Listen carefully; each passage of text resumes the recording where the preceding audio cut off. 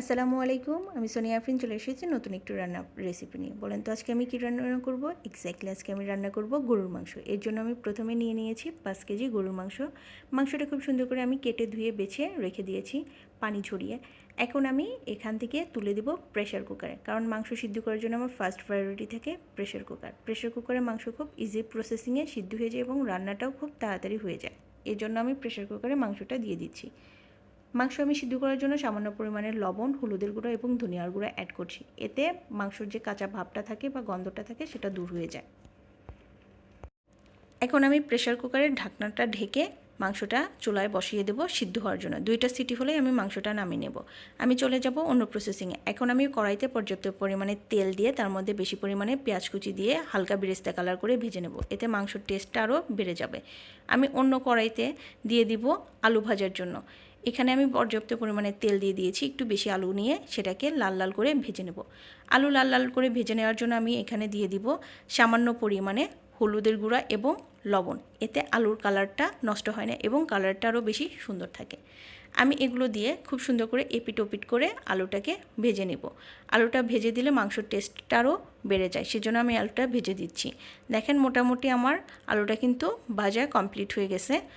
এখন আমি আলুটাকে নামিয়ে নেব। হয়ে গেলে আমি চলে আসব পেস্ট বেরেস্তার মধ্যে। এখন পেস্ট বেরেস্তার মধ্যে আমি দিয়ে দিয়েছি স্বাদ মতো লবণ এবং আদা ও রসুন বাটা 5 চা চামচ, কারণ 5 কেজি মাংসের জন্য আমি 5 চা চামচ ইউজ করেছি। এখন এর সাথে আমি দিয়ে দেব গরম মশলা, জিরা বাটা। জিরা বাটাটা আমি দিয়ে দিয়েছি 3 চা চামচ।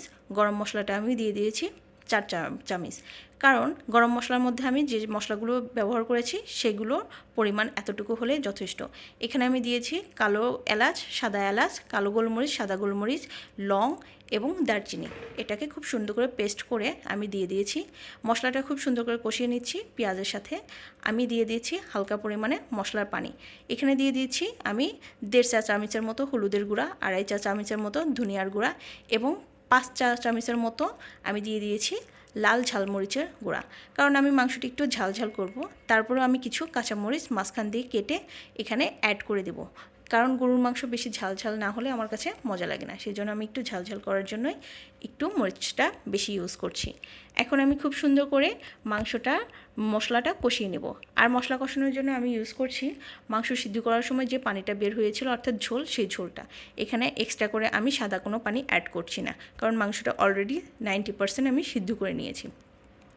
এখন খুব সুন্দর করে মশলাটা এপিট ওপিট কষানোর পরে আমি এইখানে ভেজে রাখা আলুগুলো অ্যাড করে দেব, কারণ আলুটা ভাজার সময় যতটুকু কুক হয়েছিল ততটুকুতে এনাফ না। এর জন্য আমি বাকিটা কুক করার জন্য মশলার মধ্যে দিয়ে দিয়েছি।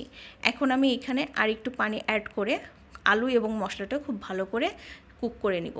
এতে মশলার যে স্মেলটা সেটাও থাকবে না, আলুটাও ইজিলি সিদ্ধ হয়ে যাবে। এখন আমি একটা ঢাকনা দিয়ে আলুটাকে ঢেকে বাকিটা কুক করে নিব। এখন ঢাকনাটা তুলে দেখতে হবে নিচে মশলা লেগে গেছে কিনা। যদি মশলাটা নিচে ধরে যায় তাহলে কিন্তু মাংস খেতে গন্ধ লাগবে, কারণ পোড়া পোড়া একটা স্মেল চলে আসবে। সেই জন্য আপনারা একটু করে ঢাকনাটা ঢেকে দিয়ে তুলে এপিট ওপিট করে নেড়ে দিবেন। দেখেন আমি এখানে ঢাকনাটা তুলে আবার মরিচটা অ্যাড করে দিয়ে এখন মশলাটা খুব ভালো করে নেড়ে দিচ্ছি। আর একটু দেখে দিতে হবে আলুটা হয়ে গেছে কিনা। দেখেন আমি আলুটাও চেক করে নিলাম যে আলুটা হয়ে গেছে। এখন আমি এটার মধ্যে সামান্য পরিমাণে যে পানিটা ছিল সেটা দিয়ে দিয়েছি এবং মাংসটা দিয়ে দিচ্ছি। আমি আগেই বলেছিলাম মাংসটা 90% আমি সিদ্ধ করে নিয়েছি। এখন জাস্ট মশলার মধ্যে আমি নেড়ে চেড়ে মাংসটার মধ্যে যে বলকটা আসবে সেই বলকটা এসে মাংসটা খুব সুন্দর করে মাখামাখো হয়ে গেলে আমি নামিয়ে ফেলবো। আমি মাংসটা সার্ভ করব না, কারণ আমি বাসায় নিয়ে আসার জন্য রান্না করেছিলাম। এটা আমার আব্বার বাড়িতে যখন ছিলাম, বাবার বাড়িতে, তখনকার ভিডিও। আর বাবা মাংসটা রান্নাও করিয়েছে 2 জামাইকে দেওয়ার জন্য, সেই জন্য আমি আর সার্ভ করিনি। মাংসটা এভাবে সুন্দর করে রেখে দিয়েছিলাম কড়াইতে, পরে এটা বক্সে করে ফ্রোজিং করে নিয়ে এসেছিলাম। মোটামুটি আমার মাংস রান্নাটা হয়ে গেছে। এখন একটু ঢেকে দিলে বা সিদ্ধ হয়ে গেলেই আমি এটাকে নামিয়ে ফেলবো। আজকের মতো এই পর্যন্তই। দেখা হবে নতুন কোনো ভিডিওতে। অপেক্ষায় রইলাম। আল্লাহ হাফেজ। আসসালামু আলাইকুম।